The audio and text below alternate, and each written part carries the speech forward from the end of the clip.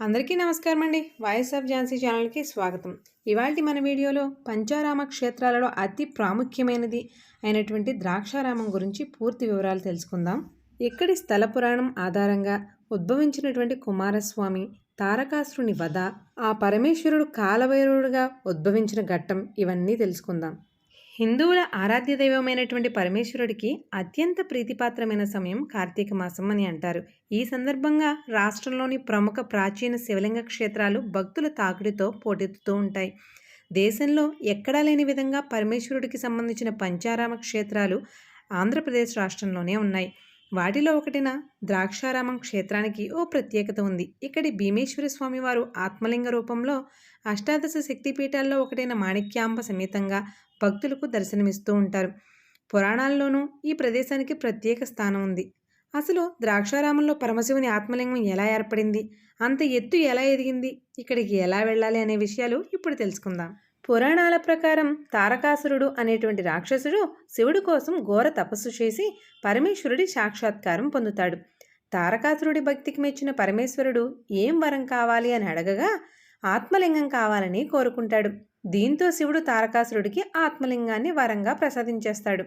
బాలకుడి చేతిలో తప్ప మరెవ్వరి చేతిలోనూ తనకు మరణం ఉండకూడదనేటువంటి వరాన్ని కూడా తారకాసురుడు పొందుతాడు. బాలకులు తనను ఏమీ చేయలేరు అనేటువంటి భావనతో ఈ వరాన్ని కోరుకుంటాడు. పరమేశ్వరుడు ప్రసాదించిన ఆత్మలింగాన్ని తన గొంతులో దాచుకుంటాడు. ఆ వరగర్వంతో దేవతలను, ఋషులను, ప్రజలను అనేక ఇబ్బందులకు గురిచేస్తాడు. తారకాసురుడి ఆగడాలను తట్టుకోలేని దేవతలు విష్ణువు వద్దకు వెళ్ళి రక్షించమని వేడుకుంటారు. అప్పుడు విష్ణువు తారకాసురుడిని వధించడం ఎవరి వల్ల కాదని, శివాంశతో జన్మించిన బాలకుడి వలనే దీనికి పరిష్కారం లభిస్తుందని సెలవిస్తాడు. దీంతో దేవతలు పరమేశ్వరుణ్ణి శరణువేడగా పరమశివుడు పార్వతీదేవితో కలిసి కుమారస్వామికి జన్మనిస్తాడు. రుద్రగణములకు ఆధిపత్యం వహించి కుమారస్వామి తారకాసురుడిపై యుద్ధం చేస్తాడు. ఆత్మలింగాన్ని ఛేదిస్తేనే తారకాసురుడిని వధించడం సాధ్యపడుతుందని తెలుసుకుని తారకాసురుని గొంతులో బాణాన్ని ప్రయోగిస్తాడు. దీంతో ఆత్మలింగం 5 ముక్కలుగా చెదిరి తారకాసురుడు మరణిస్తాడు. భూమిపై 5 ముక్కలుగా పడినటువంటి ఆత్మలింగాలనే అదే ప్రదేశంలో కుమారస్వామి, ఇతర దేవతలు ప్రతిష్ఠించారు. అవే ద్రాక్షారామం సహా ఆంధ్రప్రదేశ్ రాష్ట్రంలో ఉన్నటువంటి పంచారామ క్షేత్రాలు. చాళుక్య రాజైనటువంటి భీముడు ద్రాక్షారామం ఆలయాన్ని నిర్మించడంతో దీనిని భీమేశ్వర ఆలయంగా పిలుస్తారు. మహాశివుని ఆత్మలింగంతో పాటు అష్టాదశ శక్తిపీఠాల్లో ఒకటైన మాణిక్యాంబ అమ్మవారు ద్రాక్షారామంలో భక్తులకు దర్శనమిస్తూ ఉంటారు. పురాణాల ప్రకారం సతీదేవి తన తండ్రి దక్ష ప్రజాపతి తలపెట్టిన యజ్ఞానికి రావాలని భర్త పరమశివుణ్ణి కోరుతుంది. భార్య కోరిక మేరకు ఆహ్వానం లేకపోయినా పరమశివుడు యజ్ఞానికి హాజరవుతాడు. శివుణ్ణి ఎప్పుడూ ద్వేషించే దక్షుడు యజ్ఞశాలలోనే ఆయన్ని అవమానిస్తాడు. భర్తకు జరిగిన అవమానాన్ని సహించని సతీదేవి అక్కడే ఆత్మాహుతి చేసుకుంటుంది. దీంతో ఉగ్రుడైనటువంటి పరమశివుడు వీరభద్రుని సృష్టించి దక్షుడి తల నరికిస్తాడు. సతీదేవి వియోగం నుంచి పరమేశ్వరుణ్ణి బయటపడేయడం కోసం విష్ణువు ఆమె శరీరాన్ని 18 ఖండాలుగా చేస్తాడు. ఆ శరీరావయవాలే దేశంలో 18 చోట్ల శక్తి పీఠాలుగా అవతరించినట్లు చెబుతారు. ఆ శక్తిపీఠాల్లో ఒకటైన మాణిక్యాంబ ద్రాక్షారామంలో పరమేశ్వరుడి ఆత్మలింగ సహితంగా భక్తులకి దర్శనమివ్వడంతో ఈ క్షేత్రానికి ప్రత్యేకమైనటువంటి గుర్తింపు లభించింది. దక్ష ప్రజాపతి యజ్ఞం చేసిన ఈ ప్రదేశమే నేటి ద్రాక్షారామం. పూర్వం దీనిని దక్షారామం అని పిలిచేవారిని, కాలక్రమంలో అది ద్రాక్షారామంగా మారినట్లుగా చెబుతారు. ఈ క్షేత్రానికి దక్షిణ కాశీగా, వ్యాస కాశీగా, అష్టాదశ శక్తిపీఠాల్లో ద్వాదశ పీఠంగా గుర్తింపు ఉంది. అద్భుతమైన శిల్పకళతో అలరారే ద్రాక్షారామ క్షేత్రం భక్తులకు ఓ అద్భుతమైన అనుభూతిని అందిస్తుంది. రాష్ట్ర నలుమూలల నుంచే కాకుండా ఇతర రాష్ట్రాల నుంచి కూడా భక్తులు ఇక్కడికి చేరుకునేందుకు వీలుగా రైలు, రోడ్డు, విమాన మార్గాలు కూడా ఉన్నాయి. ఆంధ్రప్రదేశ్ రాష్ట్రంలోని తూర్పుగోదావరి జిల్లాలో ఉన్న ద్రాక్షారామం కాకినాడకు 32 కిలోమీటర్ల దూరంలో ఉంది. అలాగే రాజమండ్రికి 60 కిలోమీటర్ల దూరంలో ఉంటుంది. ఇతర రాష్ట్రాల నుంచి విమాన మార్గం ద్వారా వచ్చేవారు రాజమండ్రి విమానాశ్రయంలో దిగి అక్కడి నుంచి బస్ లేదా క్యాబ్ ద్వారా ద్రాక్షారామం చేరుకోవచ్చు. రైలు మార్గంలో వచ్చేవారు రాజమండ్రి లేదా సామర్లకోట స్టేషన్లో దిగి ట్యాక్సీ, ఆటో, బస్సు మార్గాల ద్వారా వెళ్ళవచ్చు. ఈ ఆలయాన్ని 9వ శతాబ్దం చివరిలో ప్రసిద్ధ తూర్పు చాళుక్యరాజు చాళుక్య భీమ నిర్మించారు. ఆలయంలో పశ్చిమ దిక్కులో ఒక ఏకశిలా స్తంభం ఉంది. దీనిని స్థానికంగా కప్ప స్తంభం అని పిలుస్తూ ఉంటారు. అమ్మవారిని బాలా త్రిపుర సుందరిగా ఆరాధిస్తారు. కుమార కార్తికేయుడు ఈ లింగాన్ని ప్రతిష్ఠించినట్లు చరిత్ర. ఆలయం పై అంతస్తు నుండి భక్తులు శివుని దర్శిస్తారు. ఈ ఆలయం చారిత్రాత్మకంగా చాలా ప్రముఖమైనది. శివలింగం సున్నపు రాయితో 14 అడుగుల ఎత్తులో తెల్లని వర్ణంలో రూపొందించి ఉంటుంది. పురాణాలలో ఈ క్షేత్రం యోగ క్షేత్రంగా లిఖించబడింది. యోగం ఉన్నవారే క్షేత్రం దర్శించగలరు అని భావిస్తారు. 100 స్తంభాలతో మండపం నిర్మితమై ఉంది. ఈ ఆలయం పురావస్తు శాఖ పరిధిలో ఉంది. భక్తులు పుణ్యస్నానాలు ఆచరించేందుకు పుష్కరిణి ఉంది.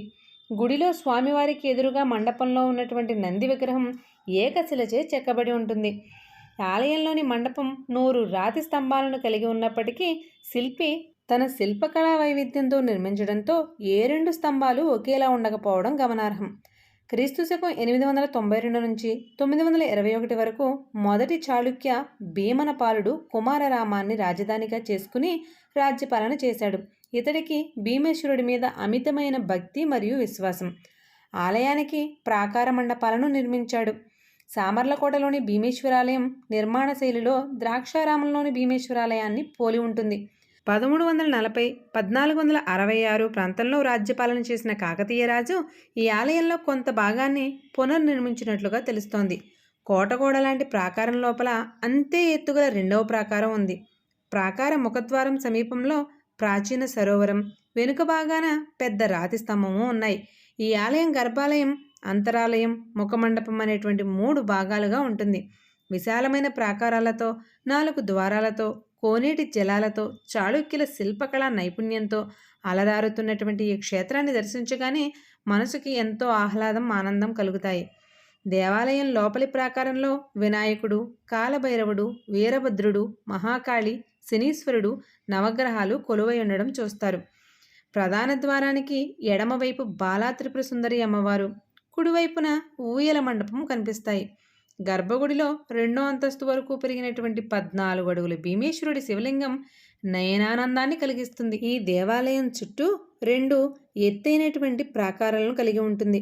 ప్రాకారపు గోడలు ఇసుక రాయిచే కట్టబడినవి. వెలుపలి ప్రాకారపు గోడకు 4 దిక్కుల్లోనూ 4 ప్రవేశ మార్గాలు ఉన్నాయి. ప్రధాన ప్రవేశ ద్వారాన్ని సూర్యద్వారం అంటారు. గుడిలోని స్తంభాల మీద అప్సర బొమ్మలు చెక్కబడి ఉన్నవి. చాళుక్య వంశానికి చెందిన విక్రమాదిత్యుని పుత్రుడు చాళుక్య భీమేశ్వర కుమారరామం పేరు మీదుగా ఇక్కడి శివుడికి కుమారరామ అని వ్యవహారంలోకి వచ్చినట్లుగా తెలుస్తోంది. మొదటి అంతస్తులో ఉన్న శివలింగ దర్శనం తర్వాత కింద ఉన్నటువంటి లింగపాద భాగాన్ని దర్శించుకుంటారు.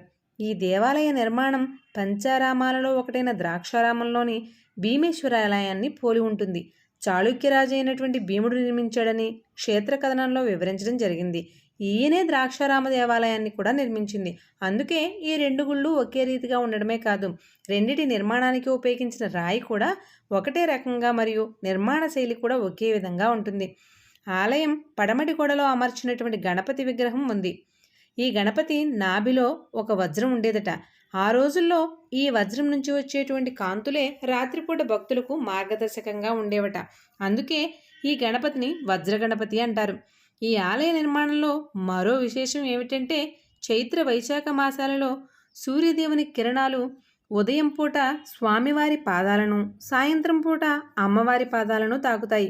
ఇక్కడ భీమగుండంలో స్నానం చేస్తే సర్వ పాపాలు హరించుకుపోతాయని భక్తుల నమ్మకం.